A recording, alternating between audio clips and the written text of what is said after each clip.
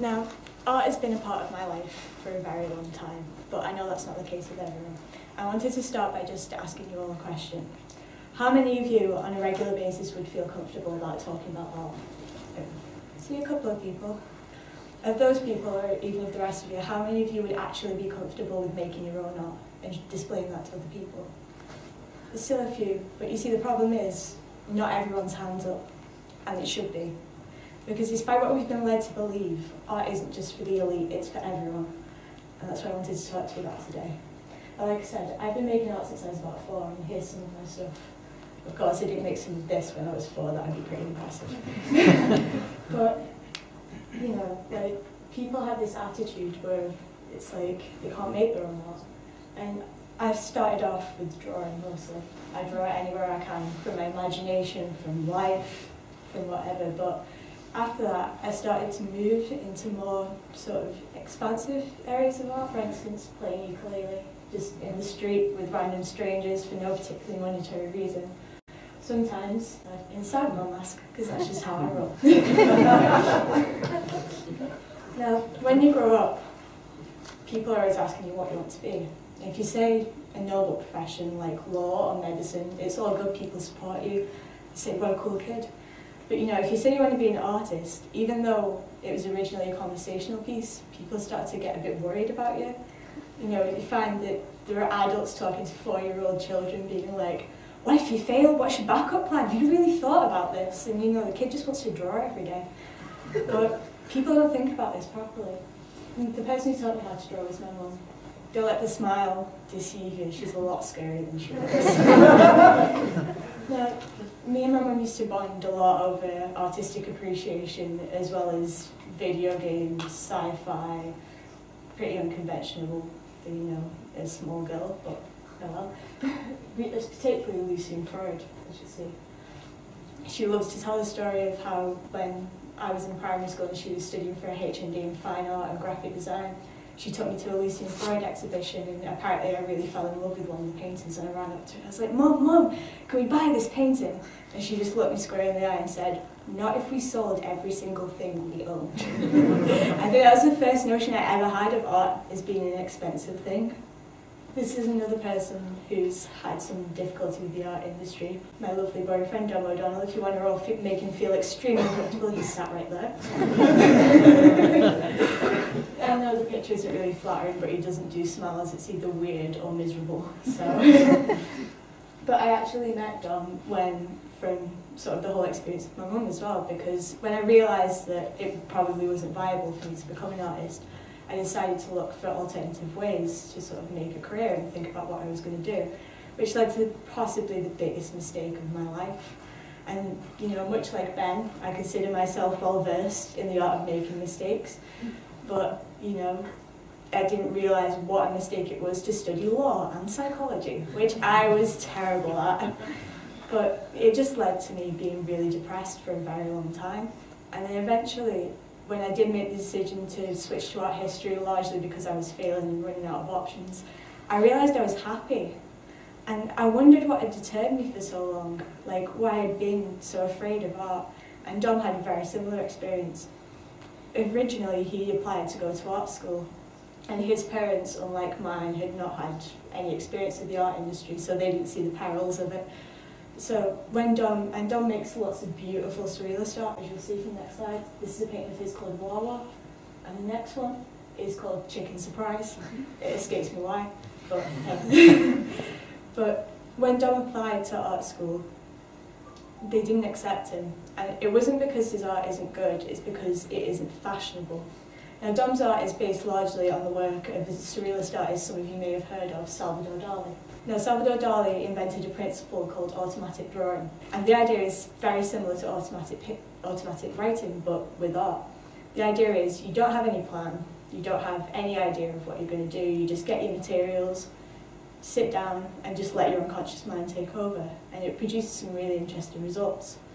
But because of something that my friend Sam, who's also here, calls the neurosis of postmodernism, which I think is a very intellectual way of putting it, people don't accept sort of more traditional art now.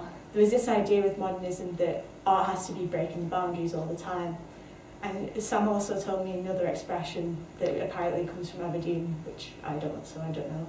But it takes a strong iron to break the mould, and that really resonated with me. Because if you think about it, how many times can you break the mould before you're not producing anything of value anymore? And this got me thinking about the way that art has gone in the last few years. And it seems more of a case where we're afraid of it, we're alienated by it, and that shouldn't be it. This is Alan Moore. Alan Moore talked about in his documentary, The Mindscape of Alan Moore, his transition from his day job to becoming a full-time comic book writer. For those of you who aren't familiar with him, he's the mastermind behind such works as Watchmen, V for Vendetta, From Hell. And he said, quitting my day job and making a leap to become a writer was a tremendous risk. It was a huge leap made in the dark. But anything of value in life has to start with such a risk. And we must put aside the fear of failing and the desire of succeeding to make such a leap. And he's really right. But we don't think about it like that. I found this next slide on the internet, and it just sort of made me laugh because, like, as an art history student, I have a lot of occasion to go to galleries. I don't know how many of you have, but if you're ever bored in a gallery, just sort of sit down for a minute and watch the people. And it's actually, it's sort of funny, but it's kind of sad at the same time, because if you sort of time how long people spend reading the placards next to the painting and how long they spend actually looking at the painting, they spend far more time reading what the art gallery has written for them to think about the painting than actually examining themselves and coming to their own sort of conclusions. And when I started studying history of art, I found out about something by an art historian called Petrarch. And he has this idea that everyone sort of is able to analyse a painting from the basic level of iconography. Everyone is able to look at a painting and say, this is a picture of whatever. If you can do that, then you can analyse a painting. But the sort of climate that art history has made for itself and the art industry makes people not believe that. In art, we deal with things that no other subjects will touch in the way that we do. We deal with personal human experience, what it is to dream. This is Salvador Dali. And from the next one, what it is to be an outsider. This was one of the last paintings that Vincent van Gogh painted before he took his own life. This is by Artemisia Gentileschi, a Baroque artist, who was raped by her father's assistant and repeatedly visited this image because she wanted revenge, and in the political climate at the time, women had no say. Or as in the next slide, what it is to be in love. Now, we can't chalk things up like this into business or science or anything like that. We have to accept it as art, and as such, we have to treat it as art. But the way that we're going now, it's wrong. People always, I go to a life drawing class once a week, and if you ask people who are unpracticed at drawing to draw, they never say, I don't like art or I don't want to draw. What they usually say is, I can't, or I can only draw stick figures. That didn't seem to stop Alice Lowry, or the people who painted the cave paintings at La Croix, comic book writers at Cyanide and Happiness, all the ones at XKCD. Because it's not about how good you are at drawing, how good you are at painting, it's about what you have to say. The rest comes with practice. People have this idea that you're either born with a pencil in your hand or you're terrible at art. It's not true. I remember being very young and being very frustrated that my mum was so much better at art than I was. And she just sort of looked at me and she's like, well, yeah, I've been doing it a lot longer than you have. And people don't see it like that. They seem to think that we get past a certain age and we're no longer able to make art. But it's just not true. Kids know that everything is art. Life is a playground and art is a playground. But as we get older, we sort of seem to lose that in a way. And you see it in the way that adults treat kids. They're always asking, you know, like what their art is for, or why they're doing it. Or like, usually though, if you leave an adult alone, say children's toys or something like that, it's the adult who gets more excited than the kid. And I think that shows a lot about us. Because we do want to play, we do want to explore this world, but we're afraid. So it got me thinking about why we're so afraid. Now, artists have for a very long time been using lay people to make their art, to help their art. And for a large part of it, I don't think it's really the artists who are contributing to this sort of alienation, because we're as much a victim of it as everyone else. Now, I'm going to give you a bit of an art history lesson, so I hope you don't get too bored by it.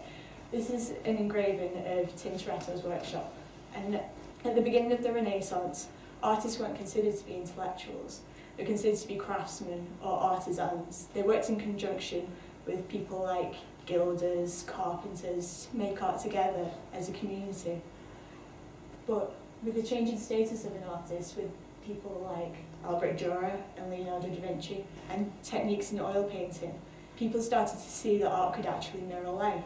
And that sort of elevated the artist's status in a way, which is a good thing, but it was also bad because in art we've always relied on a model of patronage. This is an example. At the beginning of the Renaissance, it was usually the church, as in the case of Giotto, or the rich and the powerful. For those of you who don't know, this is Lorenzo de' Medici, who is Mr. Bigwig in Renaissance Florence. But with this idea of artists being intellectuals, but still having to sort of rely on patrons to make a living, it doesn't become that they're intellectuals in their own right, it becomes that they're intellectuals at the disposal of their patrons. So it's more a case that art is just sort of entertainment, that art is just sort of frivolity, and I think that's part of the attitude that we've kept for a long time. Or even worse, as you'll see in the next slide, art is fashion. Now, for a long time, up until the introduction of large-scale rail transit, European gentlemen who of a wealthy sort of social class would usually go off to different parts of Europe and to Greece, and they come back with classical art and they'd be painted with it by painters like John Singer Sargent. Now, it doesn't seem like there's anything wrong with that, except for the fact that it led to grand manner portraiture like this, but the grand manner style eventually fell out of fashion, but the idea of sort of art as fashion never did. An artist who's been fully disillusioned with the art industry is a graffiti artist, Banksy, who I'm sure most of you have heard. He had this to say: "Art is not like other culture because its success is not dependent on its audience." And he's right, it really isn't. Art is subject to a bunch of middlemen, critics, art dealers, auctioneers, who, as he said, a small group create, promote, purchase, exhibit and decide the success of art. Only a few hundred people in the world have any real say. When you go to an art gallery, you are simply looking at the trophy case of a few millionaires.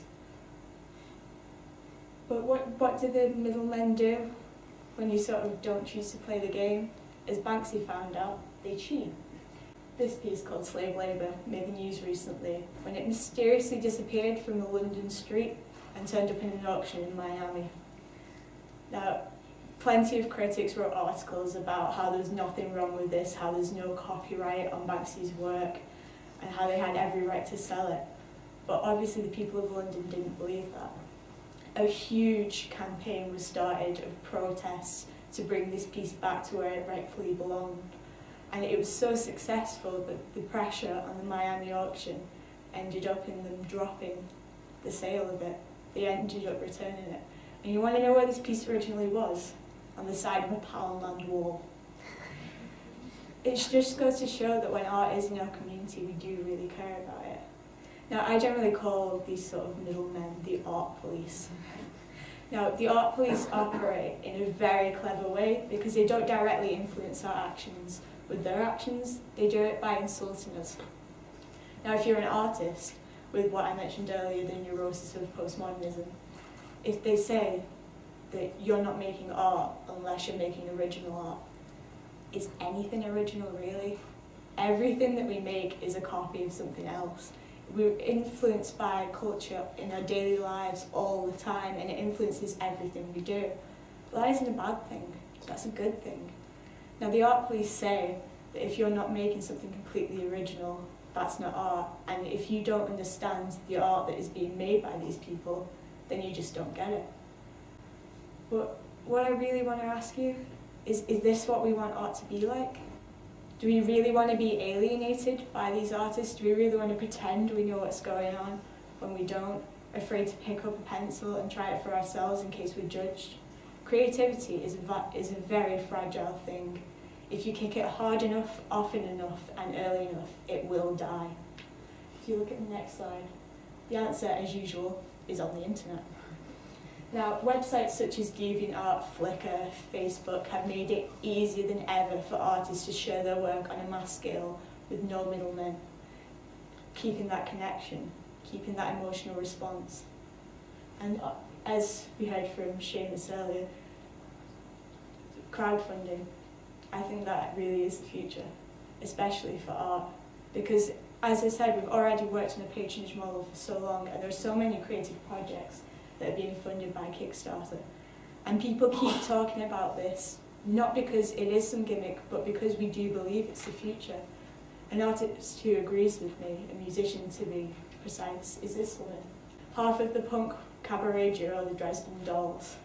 She was dropped from her label after what they deemed to be a failure of 25,000 records being sold on a new album. They just simply said, no, that's a failure, we're walking away. And Amanda Palmer decided that she wasn't going to let them stop her making music. She made the headlines when her Kickstarter raised over $1 million after an original target of $100,000. Do you know how many backers there were? Under 25,000. The original that the record company had said was a failure. And when she promotes the idea of free music, of sharing digital content, what people call piracy. And when they asked her, Amanda, there's so many people in the world who are trying to get people to make music. How do you make people pay for it? And she said, I didn't, I asked them. This was a band, the Grand Theft Orchestra. And I actually backed this Kickstarter, I'm proud to say. And in all honesty, like, the experience that I had from that did really connect me with one of my favourite musicians. And although Andy said earlier about it's not always a good idea to meet your heroes, I think in my case it was. I managed to meet Amanda Palmer after a show. And when I said, Amanda, you know, your music has meant so much to me, I'm so proud of what you did, she just looked me in the eyes and she just said, thank you. And that was it. But this isn't the only way. Crowdfunding is part of the future, but there has to be more ideas towards changing the art industry from this elite group of individuals. And I've got some friends who are a bit less prolific who have some pretty good ideas. If you look at the next slide, this is my friend Harry. He runs the life drawing class that I told you about. Now, Harry doesn't have a degree in art. He does have a degree in microbiology, which makes it some pretty interesting chat. Usually, life drawing ends with someone shouting, "Stop sticking your science in my fun!" But here's some of his art. I found this one quite funny, but the next one more so speaks about what I'm saying, doing what you love, and Harry decided to do what he loved. Now, Harry's life drawing class isn't like others. You don't have to show a portfolio, you don't have to be experienced at all, you don't even have to draw really, you can just come and have fun and see what it's about. There's no formal structure. He just decided he wanted to do this, so he set up his own business, and it seems to be working for him. Another person who's completely disillusioned with the art industry is my friend Kev. But Kev had a slightly different approach. He decided that the conventional gallery situation isn't working. And if you think about it, what is a gallery? It's a room with walls that you hang art on. And he decided that he was going somewhere with this. So he made this gallery, which is called MASH. It's in my small, artistically deprived, working class, Northern English town of St. Helens. Don't worry if you've never heard of it, Melon House. But he decided that by making a cafe space and using that to fund the gallery, he could exhibit the work that he wanted without any bureaucracy involved. People come to him every day who have no formal artistic training but say, hey, I've got this painting, do you think you could sell it? And he'll just keep it until he can and takes 10% commission, and that's it.